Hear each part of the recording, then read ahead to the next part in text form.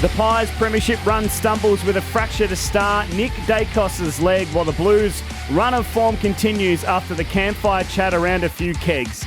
The Bombers survived the scare under the lid by a plucky West Coast side, and the Bont's 2023 Brownlow medal hopes are officially bona fide. Ben Cunnington and Luke Shuey bow out. A Bulldogs fan earns himself a timeout, and Crowded House have pulled out. This is Triple M Footy's Midweek Rub with two-time Saints BNF and Mad Monday Igniter Joey Montagna. Hello, Rabsy. Are you a bit nervous now about the Pies? Very, very nervous, but I'm sure we'll touch on that later on. The man who once flew from Sydney to Melbourne via Fiji, Dale Thomas. Yeah, it's great to be here, and I might just do that again. Can I get slotted on for a Sydney game later in the year? Absolutely, you can. And the big enchilada of AFL.com. Damien Barrett is here as well. I just love the way Joey just ignored the Mad Monday Igniter intro. He's had years of just brushing that aside. Keeps growing legs, that story. How are you, Damo? How's your week been? My week's been good, Joey. I've been totally immersed in the Matildas. Oh, yes. Yeah, absolutely loving it. Good. Yeah, I mean, I've been following it the whole tournament, but what they did Monday night, and I've got a new favourite sports person, Mary Fowler. Yes, the double glove. It's just mesmerising to watch, even without the ball. How good was that through ball she put through to Ford?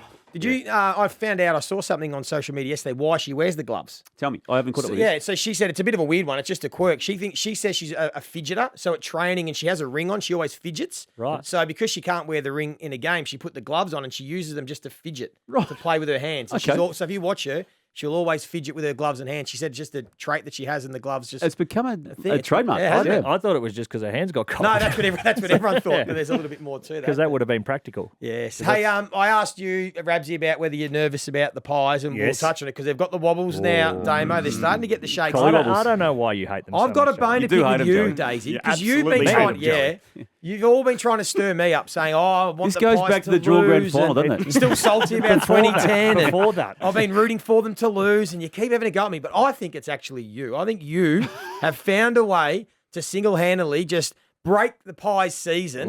How? And I want to take a listen because you threw this out of the universe, and ever since then, it's all fallen apart. Rabsy?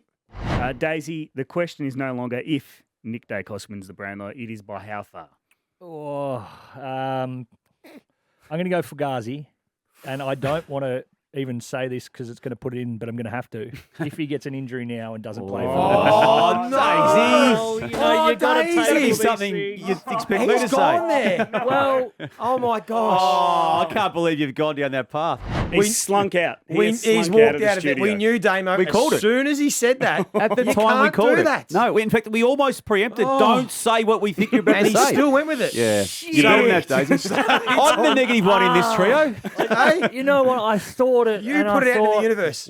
Why would you say that? And then I literally went home because I have crystals beside my bed, and I sort of work into that space. And I always like, please, Legal stuff. yeah, crystals, and it's happened. It's happened. It's happened, and now the kids' Brownlow chances are cooked. It's like the commentator's curse when a player's lining up for goal. It's like when someone's in the 90s and they Why say they did- never go out in the 90s. why did and I they- put that out you there? threw it out there in the universe. There you go. So it's on you. So you should apologise You know to all what? Collingwood I fans. apologise not only to Collingwood fans, to Nick To Daicos. Nick, yes. You know what? As a consolation, I'll give him my Norm Smith medal. He'll have to go to Pendle's house to get it, but I will give him that as a consolation. We'll apologise to Josh and Peter as well. And Well, Craig mainly McRae. Peter. Think of the cashies. We might have more time now. But Nick, to, you know what? As a consolation, if he gets back and when he gets back, I'll put it out there that he'll happily have a premiership medallion over the Brownlow. But you know who is a little bit secretly happy? Are you jinxing again? yeah, I think he was. Now it's talking are you doing? premierships. No, that was positive. You know who is a little bit, just a little bit happy about Dake? Is it You? now Damo? Not, don't you do that. It's actually Damo because now his man Bontempelli, the greatest bulldog of all Hang on, time. don't rope he me might into this, get, mate. he might get this big So who brown would one you that you are so rather? desperate for him to Teddy get. Damo. Whitten or Jesus or Bontempelli? Because, you know, Bontempelli's career stacks up with Jesus in Jerusalem in the thirds. So now I he did might, go with that in 2021 before everyone's doing it now, by the way. I've got an idea. Is Bontempelli the best Bulldog? Yes, he has been for 3 years. And I'm still on the Blues as well. Yes, I am too. Got a lot wrong, by the way. He might not captain the premiership that we're thinking. I don't know if that's going to come for them, the premiership, but He's got one though. he's got one. He got already one as a got one, 20-year-old. now One he of the best just- and fairest in that year. You want me to keep going? now he's a big chance to get that Brownlow. But it's certainly wide open. Not only the Brownlow, but the premiership race as well. Well, I was about to say, so with Daicos going down injured and the Pies and Port both losing and Melbourne winning, it's opened right up for the Demons, Damo. Yeah, it has, hasn't it? And look, they've got their own issues too. All the top 4 clubs have got actual issues right now that are real. They're the one team that's on a winning streak, but the issue for them is the Harrison Petty omission, quite likely now for the rest of the year. Bailey Fritsch coming back in as a forward at some stage alleviates a lot of that unknown, but they're going to have to negotiate those initial weeks without Petty. And again, we keep talking about, and we'll talk about it soon, about Clayton Oliver coming back in, but there's no guarantee that that's ever the case, given they've been saying that weekly for 12 weeks. Does Brodie Grundy get his chance to prove it as a forward? I don't feel he does, Dace. No, I don't. I know the narrative publicly was, you're shaking your head No, there. I don't think he is. No, Yeah. you're with me on No, this. Yeah, I'm with you. I feel they go Smith forward, Tomlinson back in there. Yeah. And Tom McDonald maybe is a dark If horse. he I think gets he's through a playing- VFL Yeah, game. I think Yeah. he's playing some VFL, Yeah. so he might be the one. I feel the only way Brodie gets back in is if Gawn goes down. Don't Yeah. say it. No, I said if. Well, we'll touch on it in your news segment coming up next, Damo, because there's been a couple of big name retirements this week already. This is Triple M Footy's Midweek Rub. Joey, Damo, and the jinx, Daisy Thomas. Fair Dinkum or Fugazi still to come, and Joey's already highlighted one he wants me to ask him. But right now, it is time for your news segment, Damo, and a couple of big name retirements yesterday in Luke Shuey and Ben Cunnington. It's happening weekly now, isn't it? We saw Shannon Hearn last week, amongst others. Buddy Franklin also. Luke Shuey, Norm Smith medalist. Speaking of Norm Smith medals before days, he's got a legitimate one, a deserved one from 2018. And also North Melbourne's Ben Cunnington, also joining their list of retirees this year. They're big names. It's funny when you look at their careers at this time as we do, no All-Australians attached to either of those two, which is unusual. Certainly from a Shuey perspective, two best and fairest, but no All-Australians. He does have what every player wants, and that's a premiership medal alongside the Norm Smith one in the same game. But a few other questions still to be asked. The bigger two of the remaining ones are Trent Cotchin and Jack Riewoldt, and just the way they're both playing it out publicly, they're going to keep us guessing for some time. But the way they're playing it out to this point. First of all, congratulations to Luke Shuey and Ben Cunnington, two absolute stars. I remember Ross Lyon used to rate Luke Shuey so highly. He used to call him a scalpel. Like he just used to cut through everyone and hit those laser kicks. And he was, and Cunnington was just hard and Farm tough. strength. Farm strength. He doesn't have the biceps or the veins popping through or muscles on muscles, but he was just impossible to tackle or move. He was so strong. And they're both, as you said, all-time club greats for their teams and superstars. And as you're right, the rest, I mean, Cotchin and Riewoldt, I was having a think about this coming in, Damo. I think I probably feel Cotchin, it's time up. I think he's had an unbelievable career, and what he's done, he will be an AFL all-time great. I still think Jack Riewoldt's got another year in him. I looked at his numbers, Daisy, and it is surprising. His numbers this year absolutely stack up alongside like guys like Todd Marshall, Jamari Ugle-Hagan in regards to goals, marks inside 50. He's tackled more than those blokes. He's contested marking. And he's been the big banana. He hasn't been the second or third stringer. Because of Lynch's absence. And the development of maybe Samson Ryan. So I still think Jack Riewoldt will have a role to play at the Tigers next year if he wants to. I think the thing about Jack is that at the moment he's not keeping anyone out. Yeah. Generally, when you get older in your career and you look at it, you go, well, look, I could probably go on, but is it at the detriment of developing a younger kid who can maybe take my role, do the same thing alongside a Tom Lynch? At the minute, the Tigs don't have that. So unless they go and recruit it, I think he's certainly got a year as well. I'll tell you what, watching Ben Cunnington retire last night and this little bit we got on the news, I got really emotional. Yeah. It just, for what he's been through, for how good of a player he's been, but then also the off-field battles, hearing him talk, and as soon as he starts crying in front of the boys and got his family there, it's hard not to get swept up in it and when actually reflect on what he's done on and off the field. It's incredible. So well done to him, and hopefully he has a really enjoyable retirement. Yeah, and clearly he's had the respect and love of, I think, outsiders of the North Melbourne Footy Club. But anyone who's got any association with the Roos has always had a very, very soft spot for Ben Cunnington, even before the most recent chapter of his, the life in football with the cancer battles. But the value of him inside that footy club has been, I won't say unparalleled, but as high as anyone for a very long time. Yeah, spot on. Sydney coach John Longmuir threw some ideas around the sub out this week as well, Damo. Yeah, well, let's take a listen and I'll get the boys' views. Rabsy, yeah. There's probably a couple of things. One is maybe stop the game, and if there's a player that requires a HIA, now that'd have to be worked through. But it's very hard to get a player off during the course of the game when it's up and back. It's very hard to do that. And second of all, if you've got a player that you've already subbed off that's sitting there healthy, it doesn't make much sense that you can't bring him back. I like it when coaches, because they're the biggest voices in the game, and then they don't often use their voices, as John Longmuir has done there, to throw up a valid possibility out of a wider debate. That being, what happens when the player now is being given the SCAT test or HIA test? And obviously he's referring to not access to a rotation. And I can't see those potential changes that John's mooted there coming into play, because we've now had 21 matches of a 24-round season already completed. But it's worthy of thought out of the season what happens in this space. Do we just make it a sub-use at any stage, or do we continue to tinker with what John's suggesting, to allow access to the players sitting on the bench, even if he has been subbed out? And he's referring to Jake Lloyd being subbed out, being given the SCAT test. Logan McDonald had been subbed out before that, but access to that player at that time. No, I'm probably leaning towards a no in regards to that, because then it's like, how long do you keep that player off for before you then can decide to bring him on? So you can maybe have 15 minutes, but you might say to him, hey... Well, it's 15 minutes minimum for the SCAT Yeah, that's right. But then if you yeah. bring on the sub to fill in for him, you might say to that player, we just sit here for 30 minutes and we'll let the sub have a run around and then we'll bring the sub back off. I think it can just be, potentially manipulated a bit. I think at the moment, 15 minutes, it's not that long of a time. Like, you come off for a spell for 6 or 7 minutes anyway, so it's only double that. You've got 3 other players. Yeah. I think for the time being, my first thoughts without a real deep analysis would be just leave it as it is. You're right. I've got the same view. The clubs will manipulate it at some stage, and they'll deny that, but they will. So I hear what you're saying there. What about unlimited rotations for your side in that 15-minute period, so they don't count towards your overall rotations in the game? Again, it's a good talking point, a good discussion, a good debate element, but I think that would be even more manipulated than what Joey just said. First thoughts, then you get in a team that's had the HIA is getting actually an advantage on the other team. You're actually getting an advantage. Yeah, but you still only have 3 to rotate through. Yeah. And if it's someone you want to sub out anyway. There's a lot. Yeah, there's a lot to work through. There is.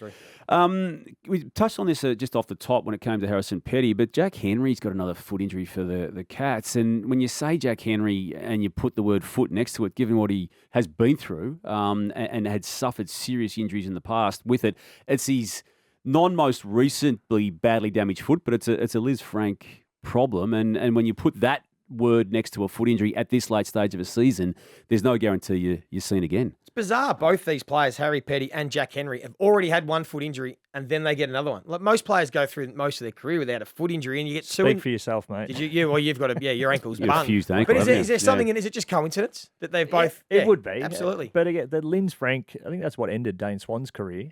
So in terms of that's the reason he couldn't continue on. It's a serious sort of problem to have, and anything in and around your feet when you are a bigger person, a bigger man, as the Henry boy is, it's not ideal. Tom Lynch we've seen, isn't it? Yeah. Correct. It continues. It's not so much the initial period, it's the getting back and actually weight-bearing through it that becomes the issues. Yeah, and such an important player. And never really was able to hit his straps this year. Like, he had some moments, but because he missed most of the first half of the season, he wasn't able to become the player they know and he wants to be. No, and he's been their ultimate swingman, Jack Henry. He could play in defence and we started forward last week without Tom Hawkins' absence. So it's going to be interesting to see what the Cats do Friday night, who they swing forward now, because Jack Henry was their first choice.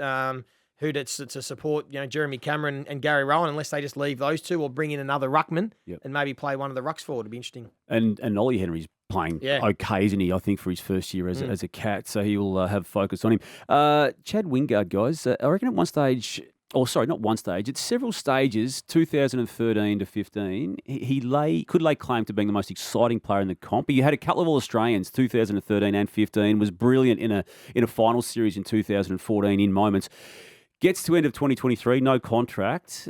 He's having some good impact, though, with the Hawks at this stage. Give him another year. Absolutely. At the Hawks? No dramas. If he wants to stay at the Hawks, and if you're the Hawks, you'd want to keep him around, because the one thing they don't have at the minute is experienced minds and blokes with good leadership. And to have someone like him, and if he's open to at some point throughout that next year, if he's not in the best side and they need to bring someone in, if he's open to that, that's the discussion that's had. But well and truly deserves and earns an extra year, in my opinion.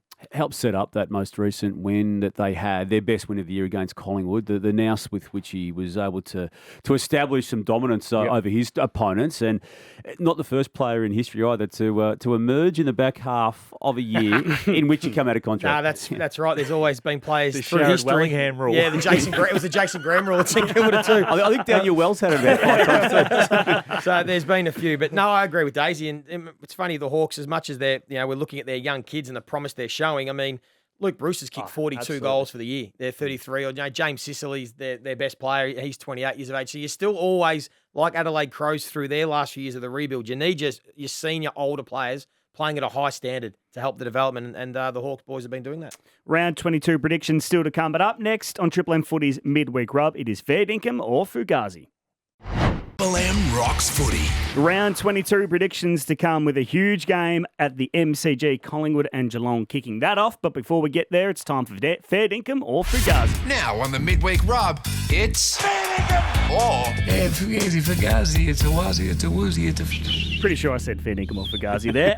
Joey Montagna, Collingwood's early season air of invincibility has evaporated. Yeah, well, we all agree now that that's fair dinkum. They're not playing the same footy they were in the first 10 weeks when they were by far and away the best team in the competition. It was based off their outnumber around the contest and winning that contested ball, and it just covered up. They always look vulnerable behind the ball, but they never got exposed, and their forward line, they've lost that ability to win contests through the middle of the ground, and it's affecting the rest of their game. So they've got to find that again if they want to win this flag. You walked in here a month ago and you said you've done a deep dive and there was holes in the game plan that will be exposed come the back half of the season. And you were 100% correct. You were, Joey. Telling us about how the ball they let too much footy go in their back half, and they against good sides they won't be able to get it out.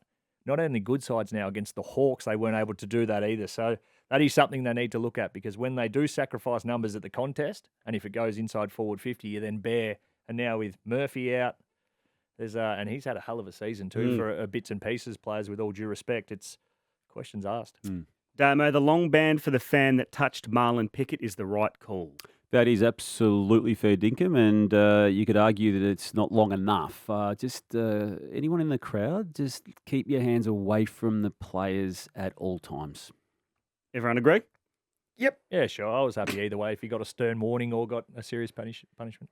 Daisy, the Kyle Langford position debate is officially closed. He is 100% a forward. Yeah, you can say fair dinkum to it being closed, but you can also say 100% that he will be in the back line some stage if Essendon needs someone to plug a hole. He's been unbelievable. He's got so much forward craft and just natural nous in and around the goals, the way he leads, the way he uses his body. He's been a revelation for that side. Kicked bags of 5 the last 2 weeks, which is career highs. And also, when they need him, and especially late in the game, he's the one that they put as the +1 to go down and take a catch. He's been awesome. Joey, Errol Goulden is every bit as good as Chad Warner and could win a Brownlow. No, that's Fugazi. He's better than Chad Warner. He is the Sydney Swans' best player. I know he's Damo's man. He's claimed the Bont as the greatest ever, and he's claimed Chad Warner early. But I believe that Errol Goulden's gone past Chad Warner as the Sydney Swans' best player. He asked me to ask him that one. He pointed to the sheet while you're doing your news, and he's like, It's funny, I saw it on the sheet. I thought that'll be coming my way, and Joey stole it. well, throw this one your way, mate. The close loss against Essendon was the perfect result for West Coast. I don't want to get caught up in the debate others have got caught up in. I've got my own debates, issues. That is fair dinkum, because I'm just going to answer that question the way you've posed it. Yes, that is fair dinkum. They got the positivity out of being able to nearly win a game of footy without the 4 points that comes with it. But I tell you what, it showed their lack of planning for tight games. When you're a good side, you obviously have modes you go into. When your percentage is about 52, there's no reason to as a rule. When the ball went long, you're like, okay, they're going to have a +1 here to mark it. Nothing, and then as soon as Essendon get in front, they park the bus, game over. It is still the anomaly with our game, isn't it? Like if West Coast, you were saying, if West Coast win this game, they're going to lose Harley Reid. That's what you're watching it going, they're going to lose the best player in the best junior in the country to win this game. I think again reinforces we need some sort of lottery or a different way. I'm coming around to that. I've been against it, but I'm coming around to it. Yeah. I'll ask you, Damo, this question. The squirrel grip punishment should have either been much higher or none. I'll defer to the former, and so that's the fair dinkum part. I feel it had to be more if you're going to find him guilty, and that's what they've done. There's no other way of having an investigation outside of the match review office and come out with an outcome where you are saying you're going to miss a game of footy. If it's worthy of 1, it's worthy of 3 or 4. Why doesn't their doctor get a slap over the wrist? So the medical report comes in after the game Yeah. from the Lions. Well, How well did he check him? I'd even take it back a step further to the medical report. How is it that the match day umpire, who we all heard, Dane Zorko say he grabbed me there. So there's one recording of it. We also now know too, because Dane Zorko told the investigation. I told an umpire subsequent to that moment when there was a stoppage in play, I want that reported. Why wasn't it referenced in the match review office? It wasn't even referenced. Yeah. So, I mean, that's all your part of it. Maybe had they asked the question of the club doctor, they might have got the refreshed answer, but ugly situation all around. And ugly from the systems of the AFL. Yeah. Joey, Ben Cunnington's career shows that you can deadlift and throw the iron around as much as you want, but nothing beats farm strength. 100% fair income. That's all it is. He's just chopping wood and just going out. And he was built like cows over buildings. Yeah, built like a brick shit house. He was just getting his strength by milking the cows and going marlin fishing and whatever he did to get that strength. Is that what you do? Marlin fishing as a farm boy, you reckon? No, but he always Well, likes down fishing. Waterboy. I went. He does a bit of everything. I think. Tuna So. fishing, Maybe tuna. Yeah. It was Whatever one it of was. you two or Bernie Vince said you got hit by him once and it was the hardest thing His ever. fend off. It was Yeah. different to Dusty's. His fend off was just like a poof, like straight through the middle of your chest. It was like getting jousted. Jousting sticks. Daisy, Nick's knee injury is the biggest blow to the Daicos family since the Macedonian Marvels cashier at Bannockburn Railway Hotel had to be cancelled because Josh was sick.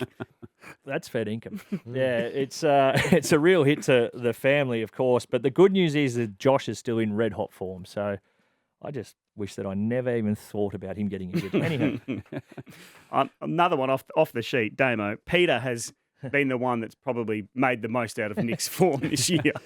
No, that's absolutely Fugazi because but everyone forgets Peter was every bit as big as Nick at some stage of his stage at Collingwood. Yes. he was, but that's sort of past tense. Yeah, I know, we're talking 80s now. Well, he's back on the speaking tour, big time. Yeah. Finally, Damo, the Matildas bringing Sam Kerr on while 2-0 up was a reckless risk of her precious calf. I'm going to say Fugazi, but I was having that initial reaction the way you've posed the question when I saw her run out with no need to. But the fact they ended up getting a good 15, 17 minutes of high, game time into her at this late stage, it proved that she got through. When she fell over and winced herself, I thought, oh, here we go. But no, all good. I love the theatre of that. So almost, here you go, fans. The noise of the crowd. You've come out in numbers for the last 3 games and you haven't been able to see her. Here's 10 minutes, enjoy it. And they just erupted. It was absolutely brilliant. It was a big risk, though. Oh, my gosh. She could have just done a full training session 3 days later and saved her. But getting through it, though, that's it allows right, them the comfort of now knowing that she's got at least 17 minutes in her. So, yeah. Now they play France on Saturday. Huge game. Round 22 kicks off on Friday night, Collingwood versus Geelong. Let's get your tips next on Triple M Footy's Midweek Rub. Round 22 kicks off with Collingwood versus Geelong at the Triple MCG. But before we get your tips, let's have a listen to how you went last week. I've got my certainty in this one. Absolutely, Carlton. Yes. I'm going to make Cats my certainty for this particular week. Yes. Recapping your certainties and a surprise if you can, please. I've already forgotten. I don't think you've given one. I'll take the Pies as my certainty and Port as my outsider. So you jinxed the Pies twice. And I jinx Port.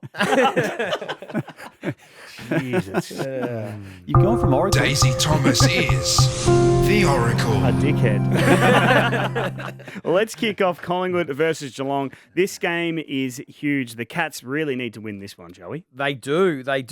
I'm still not really convinced about Geelong. I was down there Saturday night and they did enough to win, but Port Adelaide were missing 7 of their best team. They should have won.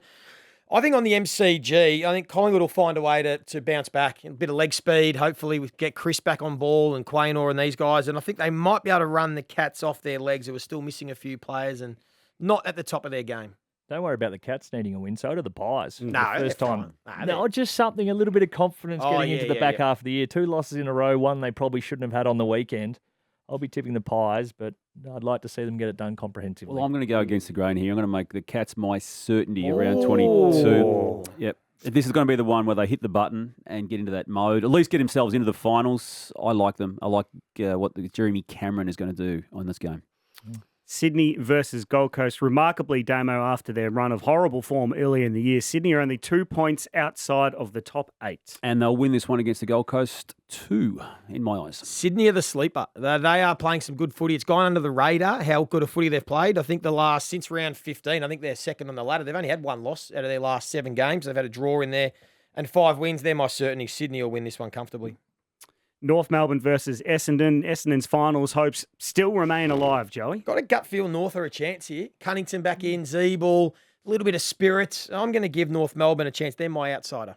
I'm going to go with the Bombers. I thought last week going against the West Coast Eagles was their chance to get the percentage that they need if they are going to play finals. They have the Giants and the Pies to come after this, so this is one they have to win, and I'm going to make Essendon my certainty of the week. I can't tip North, so no chance.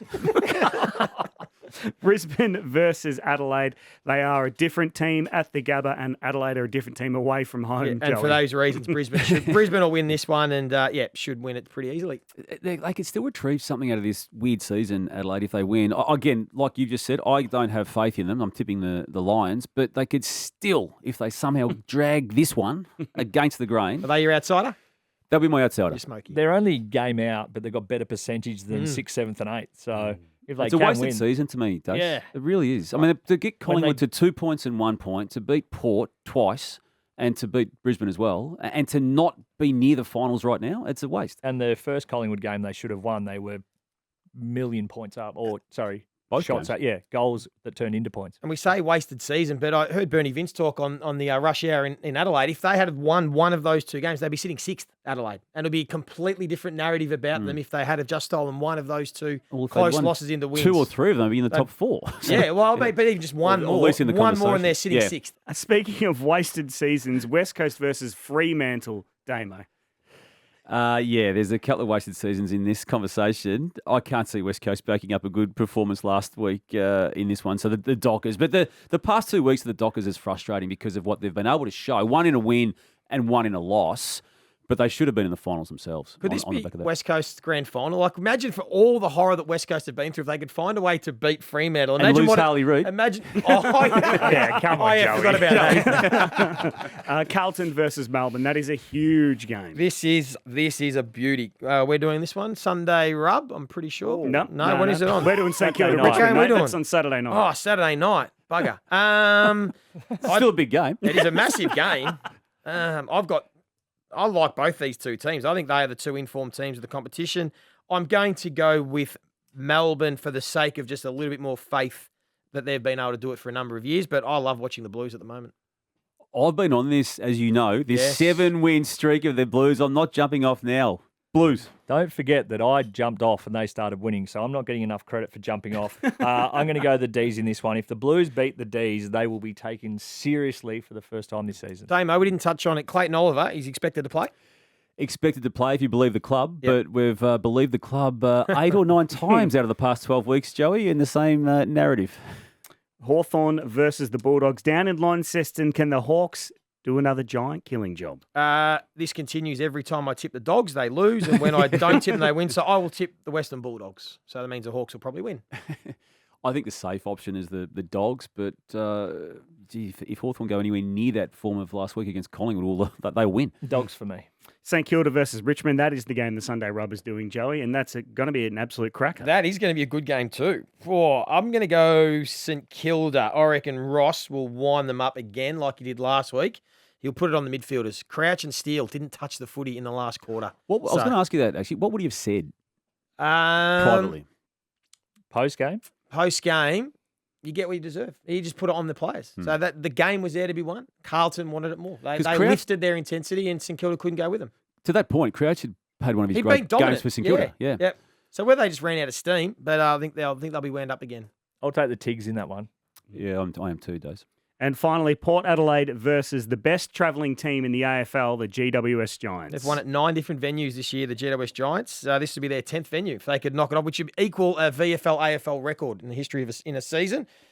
Can they do it against Port Adelaide? They can. Yeah, they can. I might tip the Giants. I like the way they're playing. I'm going to tip the Giants in an upset. I'm going against everything you're tipping this round, which worries me because you're a better tipster than I am. I'm going for Port quite confidently in this one. Yeah, this is a matchup they like. They've beaten the Giants the last 3 and kept them to an average of 50 points per game. So they've got them as their bunnies up forward. Port Adelaide for me. I'll change my tip to Port Adelaide. Are you really? Yeah. Well, Daisy's numbers, yeah, some good stats. I was just guessing. 50 points. There you go. Close. Port Adelaide. Well, you can catch every game across round 22 on Triple M and the Listener app, starting with the Friday huddle ahead of the blockbuster Collingwood versus Geelong game with Luke Darcy, Mark Howard, Jason Dunstall, Nathan Brown, Damien Barrett, Ash Chua and Tommy Brown. This has been Triple M Footy's Midweek Rub.